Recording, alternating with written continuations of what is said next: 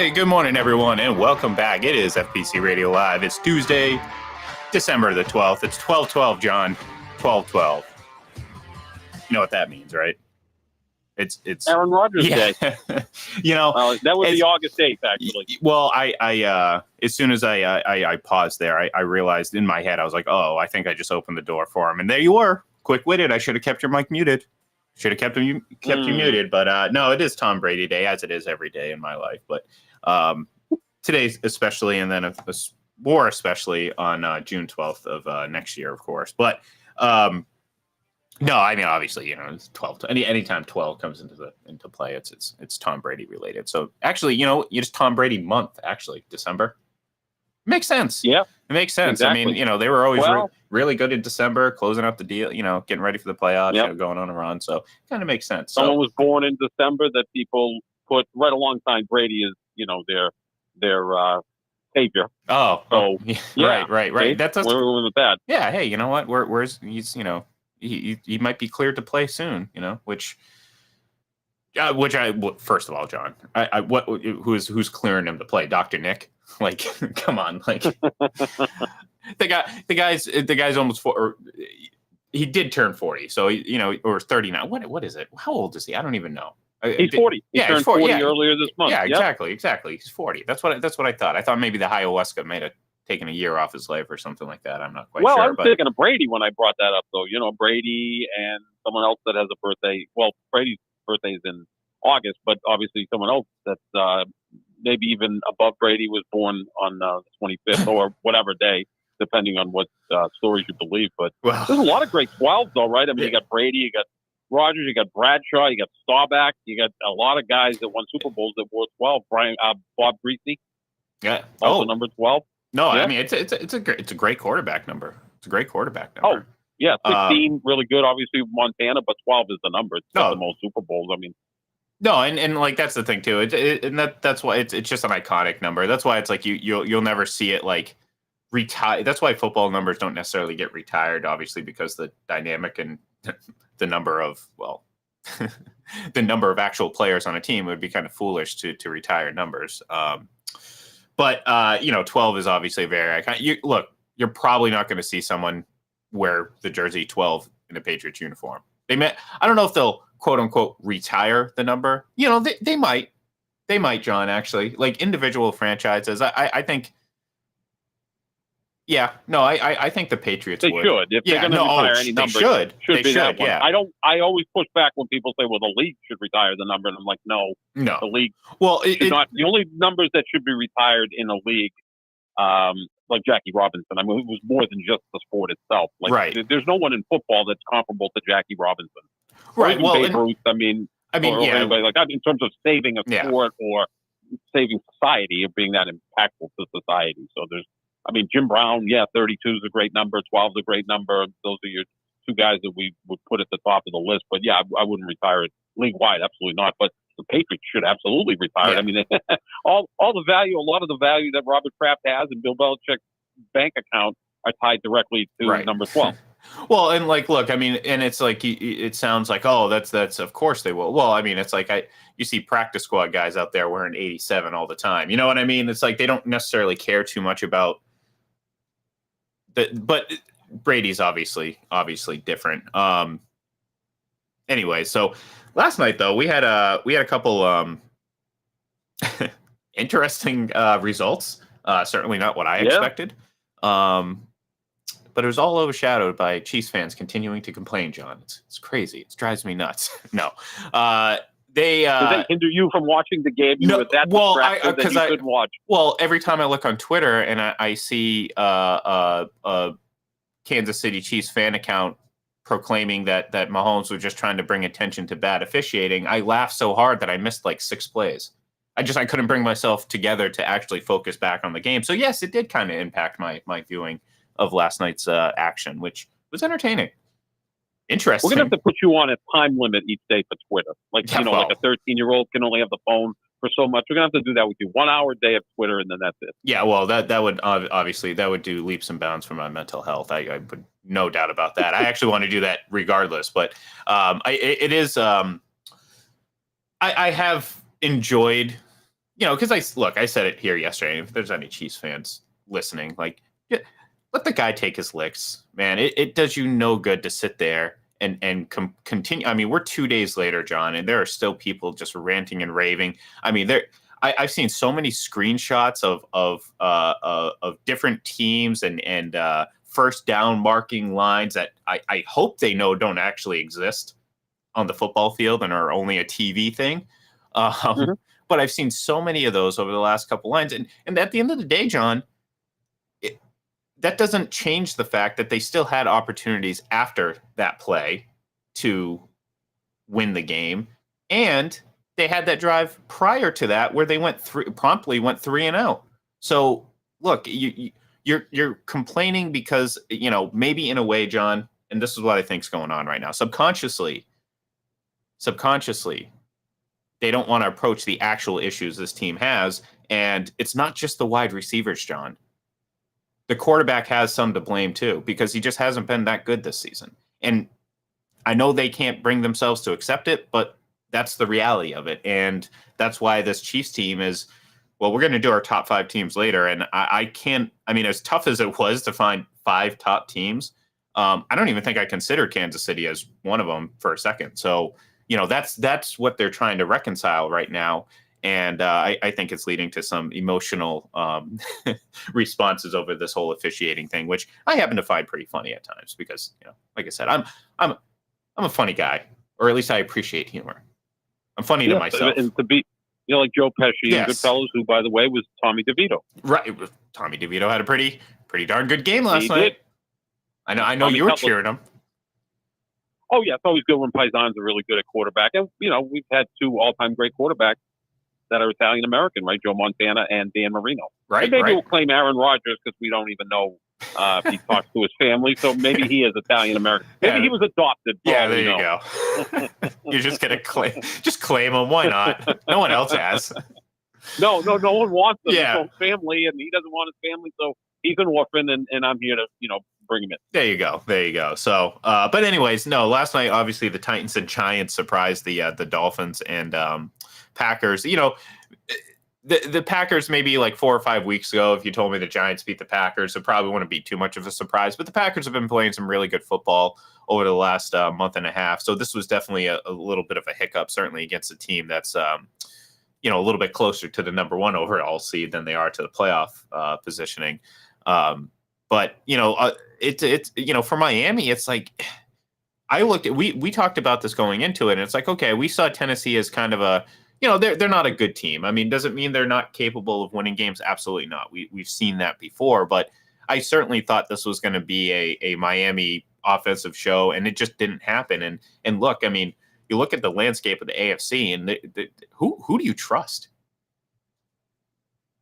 No one right now. No one. I know Baltimore looks like the best team in the AFC for sure, but they were back and forth with the Rams on Sunday, and you still question if Lamar has enough on the outside to help him. If Baltimore had Mark Andrews healthy, and maybe he comes back at the end of the season, he suffered a really bad ankle injury a few weeks ago, then maybe Baltimore's the clear-cut favorite because that's his favorite target. They have a really good defense, and they've got a great kicker. If it comes down to kickers, which sometimes it does, they have a guy that you trust. Maybe they're the team, but I still think they have plenty of question marks. I don't see anybody in the AFC that looks like a lock right now. That's why you still kind of have to think of the Chiefs, who are playing horrible football. Not horrible football, but they're 2-4 in the last 6. And here's the Dolphins with a chance to get right even with the Ravens for the number 1 seed in the AFC. They're at home. They hadn't lost at home all year. They hadn't even been in close games all year at home. The Titans had won on the road. It looks like a layup, although I did like the Titans with the points because they can run the football and they're physical and all that stuff, and yada, yada, yada. The Titans pull off a win. The Titans turned the ball over 3 times within their own 15-yard line, which led to 21 points, and the Dolphins still couldn't win with that. Yeah. Talk about a gift, or 3 gifts. Well, it's like, look, I mean, if it was ever apparent that that the Super Bowl champion, I mean, it seems very apparent that the Super Bowl champion is eventually going to come from the NFC, because no matter who right now, even Baltimore, no matter who comes out of that conference, am I giving them a chance against the 49ers? Absolutely not. You wouldn't give the Ravens a chance against the 49ers? No. Because they're going to play later in the season, so we'll get a little test of that. But because I'm looking at the Ravens, and it's like, as much as I want to, trust me, I picked them before the season to go to the Super Bowl, so I want, you know what I mean? Like I want to be right. Trust me, I throw me a bone here. Like self-serving guy, you. Yes, absolutely. In this business, we all are. Exactly. I'm rooting for Cincinnati to win the AFC and Dallas to win the NFC. I know. You're still hanging on to it. It's like, well, at least your Dallas pick is pretty good. But look, I mean, the Ravens, I mean, there's just something I feel like is missing. Like, as great as Lamar Jackson has played, he hasn't. You know what? It's like, again, it's just no one's really taken a stranglehold of this conference. And that's something that we're used to seeing for the longest time, is eventually the good teams. Now, it may not always be pretty, but you know what they do well. What do the Ravens do well? Well, they do win games. I feel like I'm not trying to take it away from them, but I just don't know if like, do you think Lamar Jackson is having a great season? No.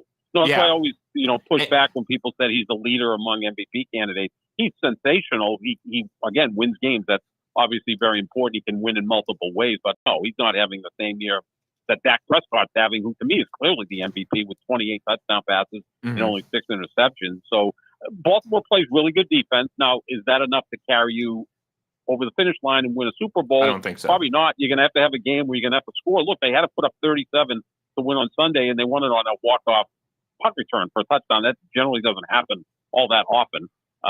So good for them. Their special teams have always been pretty good because John Harbaugh is a special teams coach. But yeah, I mean, offensively, it still seems somewhat wonky. And the thing that always concerns me about the Ravens is they always have like one bad quarter in some of these big games. I mean, I just go back to last year when they were blowing out Miami, and then in the fourth quarter, Miami scored 5 touchdowns, which almost seems impossible. Yeah. Like this was no turnovers. It was all on offense. How do you even get 5 possessions to score 5 touchdowns? So it just seems like maybe they're not good at situational football. Maybe that's what I'm getting at, where, that's not when you're up good for, and that's not good in the playoffs. No, that's not good in the playoffs. That's what the Patriots are so good at. And yes, give Kansas City credit. They did win the Super Bowl last year. 3 close games. They played situational football pretty well. And that maybe is what separated them from everyone else in winning that championship. So that's my only concern with Baltimore. I don't know how their situational football is. And that's, look, when it's that close with these teams, again, there's no team in the league that's like the 1989 49ers, who were just way better than everybody. Yeah.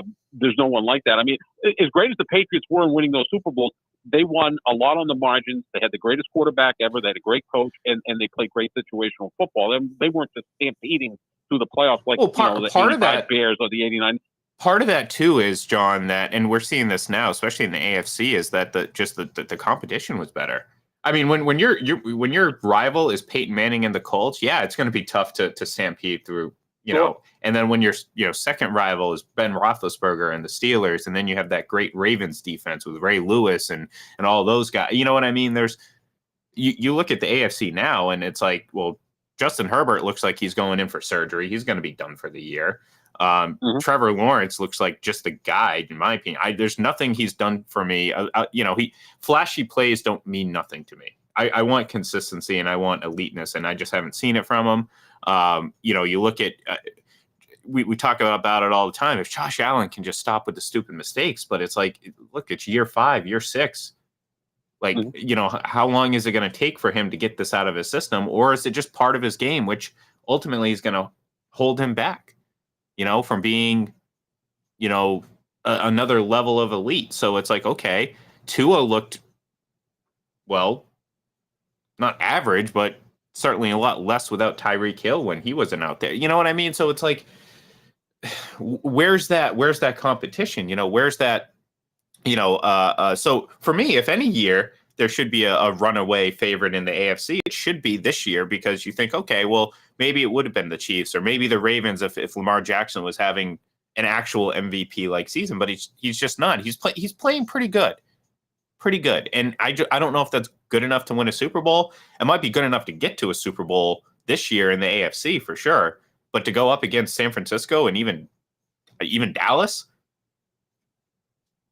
I wouldn't give him a shot. Really, I think they'd have a shot only because I don't again, Brock Purdy is maybe the question mark. against So, Dallas. I would give them a shot against Dallas, 'cause not San Dallas does have Francisco. a tendency Yeah. of letting the other team stay in the game, and I mean, San Francisco does look like the best team right now, And look, provided they remain healthy. They've been there. There are players on this team that have played in the Super Bowl. This isn't a team that's new to success.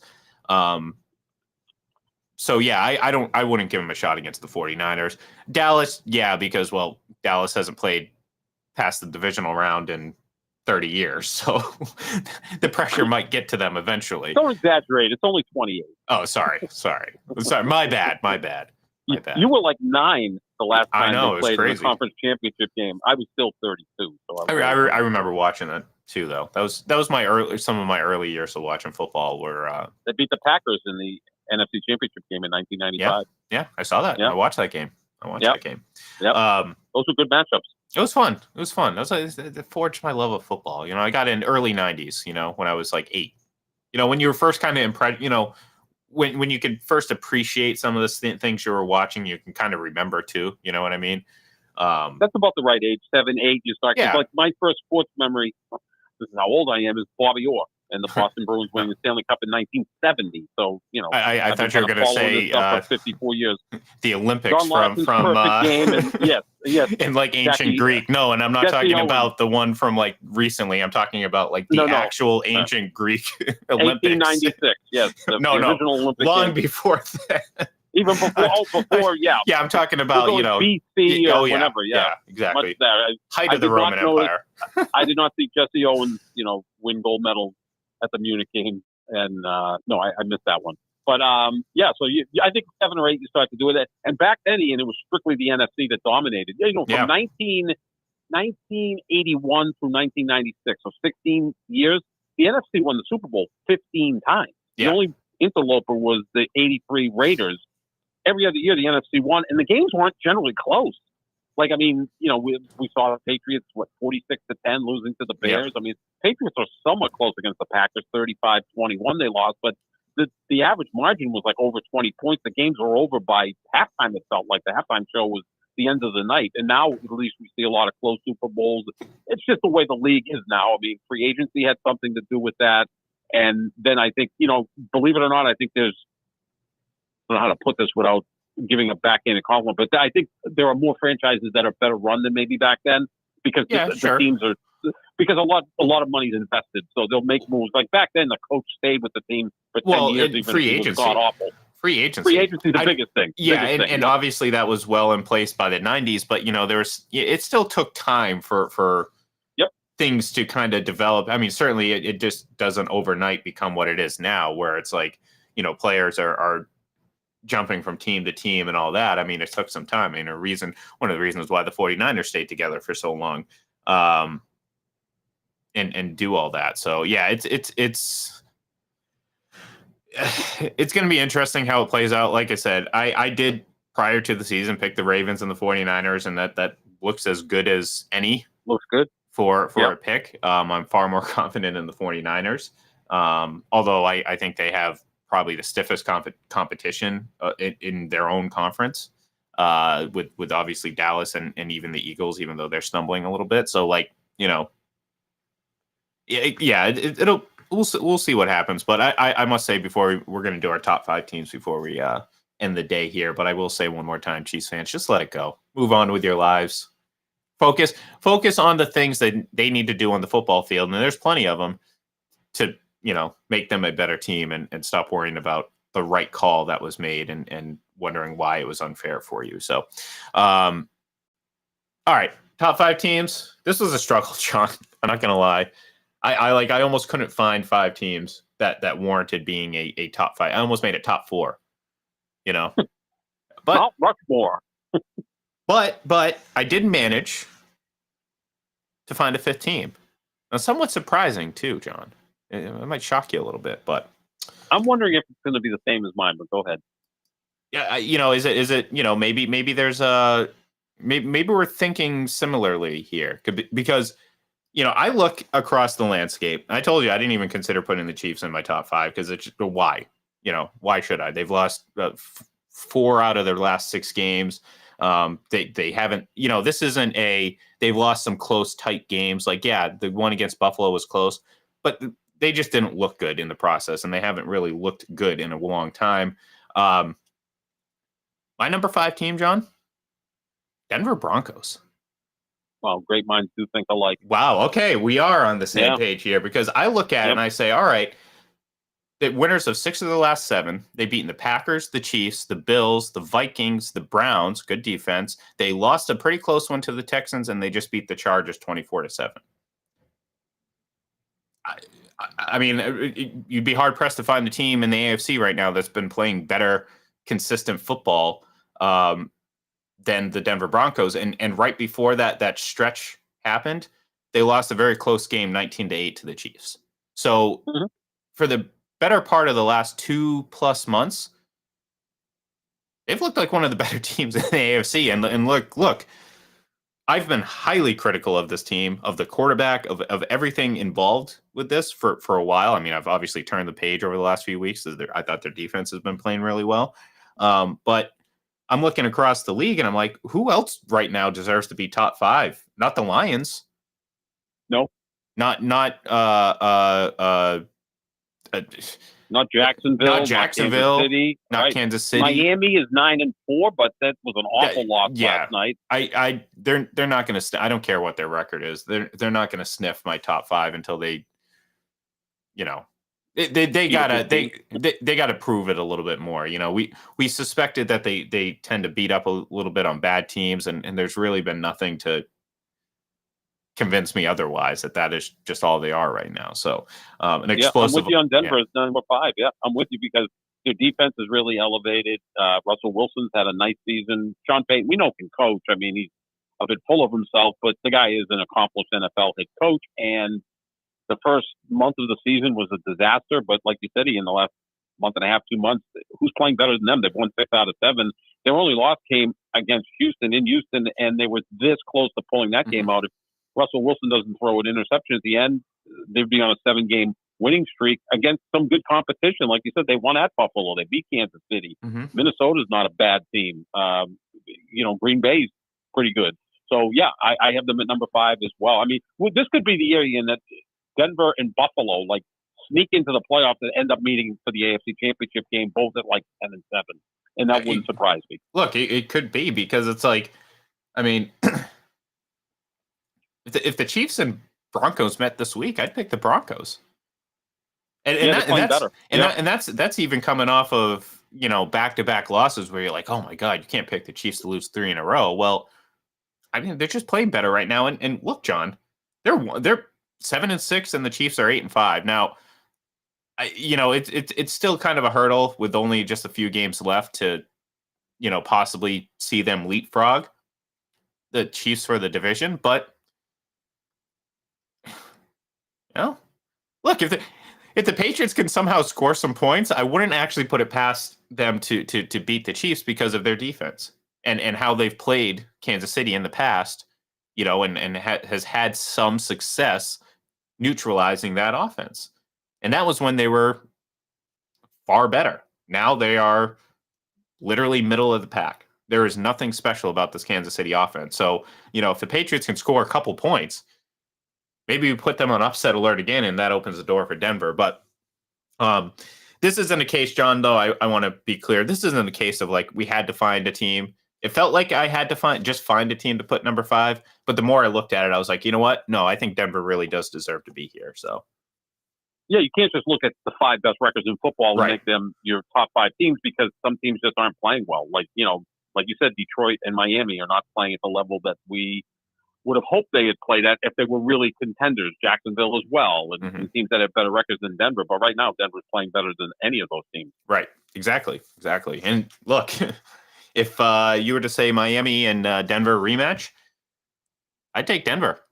And I know we saw 70-20. That was kind of the big deal earlier in the season, but that was a long, long time ago. So, all right. And that's a revenge game if we've ever seen one, right? Yeah. Oh, yeah. So, all right. My number 4 team, the Philadelphia Eagles. And this is a team that's, I don't want to quite say is in a free fall right now. But they have not had a good couple weeks. And, they're if you were to ask me 3 weeks ago, who is probably the most complete team. I mean, obviously the 49ers would be mentioned, but the Eagles would be right there with them. Since then, they've been kind of dismantled by the other two best teams in that conference, the 49ers and the Cowboys. So very, very tenuous grasp on being in this top five right now for the Eagles because, they lose another game and then, you start to really question how good this team really is because again, earlier in the season, we thought this was a pretty good team. They were winning a lot of close games, but we felt, well,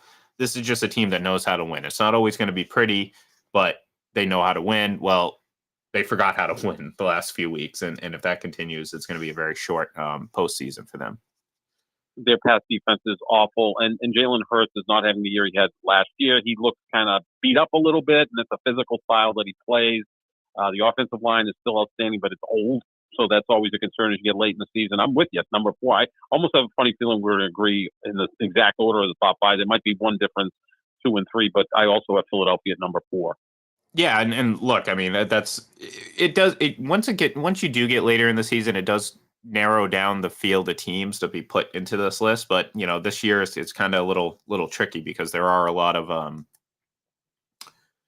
just unique situations or whatever. So anyways, my number 3 team, and this is going to pretty much determine whether or not we're going to be in sync the whole time. I got the Baltimore Ravens. And, we talked about it earlier, like they've played some good football. They're winning games, but it's not dominant and it's not something that you're going to go bet the house on and on any given week this postseason. And certainly not in the Super Bowl if their opponent happens to be the Cowboys or the 49ers, especially, like I said earlier, the 49ers. But, when push comes to shove, they're the number 1 seed in the AFC East or AFC right now. They have the most wins. And, when you break it down, they played the best. And again, it's more relative to what we've seen this year in that conference. Would they be an elite team in some previous years? Probably not.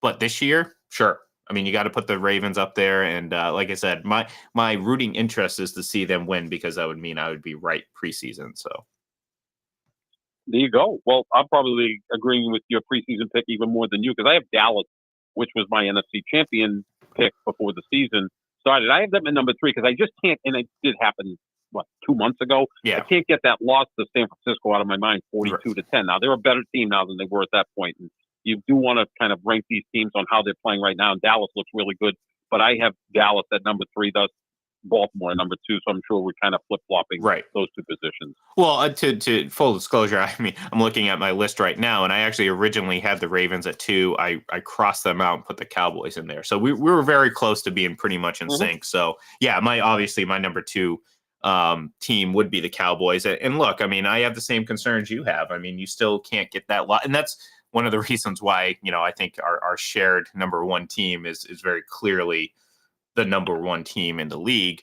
The Cowboys and another team I've been highly critical of, just like Denver, mostly because of the quarterback and kind of their tendency to kind of shrink in the spotlight.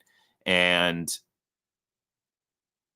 after a while, you can't kind of ignore that they keep winning football games. And like you said, Dak Prescott looks like very clearly right now. It's funny how muddied the water was just a couple weeks ago, and now it seems pretty clear who the MVP favorite is. There's really no discussion. I mean, you can sit here and talk about Christian McCaffrey and he'll get some juice, but the Tyreek Hill stuff is probably done.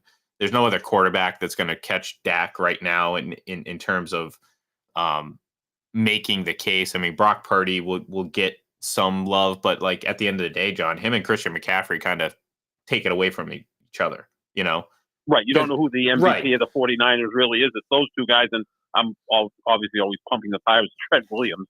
But yeah, I mean, that offense is just, it's an all-pro offense is what it is. So, you might have 4 all-pros on that offense, right? If Purdy's if Prescott's the MVP, he'll be first-team all-pro, but Purdy will be second-team all-pro. McCaffrey's certainly first-team all-pro along with Trent Williams. And Debo is such a unique player. He lost some time, and again, it's tough to plant Tyreek Hill and A.J. Brown. Those have been the 2 best receivers in football this year. But you get my point. There's just so much talent there. They might split the vote, and Dak wins his first MVP. But yeah, I'm with you on that. Yeah. So, all right. So I guess to all the anticipation to find out who our number one team is. It's obvious. It's obviously the 49ers for both of us. Again, you can't just proof is in the pudding, so to speak. I mean, great offense, great defense. I mean, it's been taken to, I don't want to say another level, but it's been reinforced with the acquisition of Chase Young, and look, they're just a really good team, John. And if they can't win a Super Bowl this season, I'm convinced they're never going to win it. I mean, because like how many, like if you were going to ask what team over the last decade you would expect that should have a Super Bowl championship but doesn't, 49ers easily. Mm-hmm. And not just this year or last year or a couple of years ago. It was in 2013 or 2014. This team has been the preeminent future Super Bowl champion for a decade now, and they haven't been able to pull it off. And this year, more than any, between how good they are, their quarterback, their defense, and just the landscape of the NFL in general. Like they don't have to go, like as good as San Francisco was, if they happen to go up against the Bucks and Brady, you're still not going to bet the house on the 49ers because you never know. But they don't have that in the NFC right now. You don't have that. Or Seattle a decade ago when they lost the NFC Championship game, a close game in Seattle. Right. Exactly. So either way. Well, the thing about San Francisco, the 49ers to me are football's version of the Celtics. Like the Celtics are the best team in basketball. No, that's a good time to win. It's time to win. And they kind of a similar track record the last 4 years, right? They've each lost in a championship round. Mm-hmm. The 49ers to the Chiefs after having a 10-point lead in the fourth quarter. The Celtics to the Warriors after being up 2-1. They both lost in conference championship games that they probably should have won, and they didn't. So, yeah, I mean, it's very, very similar. It's time for the 49ers and Celtics to get it right and win a championship because the window can only stay open so long. I mean, I think the Celtics maybe have a longer window because of their players are young and they're retaining their players. Football's tough to keep that roster together. I mean, at some point, Brock Purdy's going to be looking for money. What do you do at that point? So, and look, Chase I Young, they keep Chase Young. That's going to cost. And John, and this is the elephant in the room. It's the regression, and we're seeing it from every single quarterback in the league. Mm-hmm. What we never saw was regression from Tom Brady, and that's and again, that's the problem that people can't. He's different. Let's stop comparing him or putting him as the standard for every quarterback. Okay, because like that's why people like look. Patrick Mahomes has regressed. Look at the numbers. Look at the performance. It's just natural, and we've seen that across the league. John, Josh Allen hit a peak. Jalen Hurts, he had a peak last year. He's regressed this year. Trevor Lawrence, I never really reached this level. Who else am I missing here in terms of Joe Burrow? But again, this has been injury. But that's part of it, John. Though that's part of the factors. Like, I mean, at a certain point, you're like, okay, like I understand. Like some of these injuries are like Rob Gronkowski had some freak injuries. That didn't change the fact that injuries greatly impacted his. I mean, look, he managed to overcome a lot and has had quite the legacy. But I mean, talk about playing the what if game. What if he was healthy for his career? Like, there wouldn't even be I mean, look, I when people say he's the greatest tight end of all time, I'm not going to argue against it, but I'm not necessarily going to. And people are like, wow, you don't think Gronk? I'm like, no, because it's like, look, he was dominant. I mean, maybe the highest peak I think of any tight end in NFL history.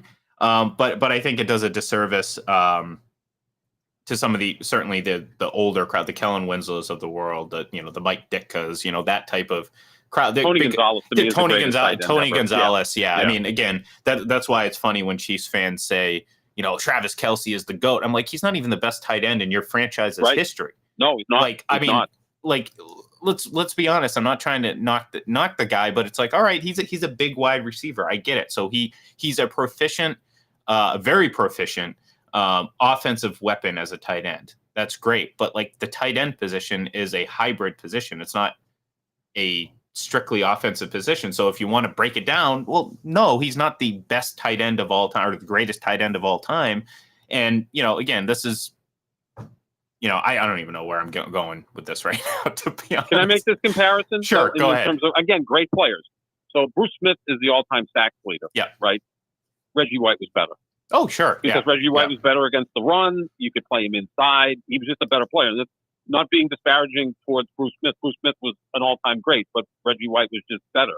It just happens that way. I mean, it's again, when we have these comparisons, and yeah, I always think Tony Gonzalez is the greatest tight end. First of all, the guy played like 15 years, never missed a game, was a good run blocker. He wasn't Gronk as a run blocker, but Kansas City always had like really good running games. So give him some credit for that, I guess.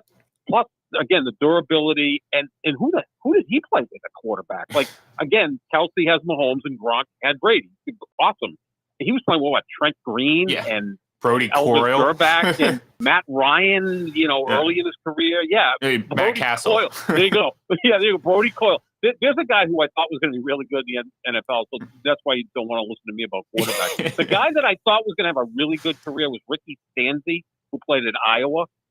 And I remember when he came out, I go, this guy's going to be a left-handed Tom Brady. Well, I was wrong about that. I was way wrong about that. Well, to be fair, John, anyone who says this person's going to be any Tom Brady has been wrong every single time. That's why I'm a little hesitant. I call my man Joe Burrow Baby Brady, but that's not saying Brady, but Baby Brady. Well, it's actually good because that helped me recenter myself. It brought me back to when I was.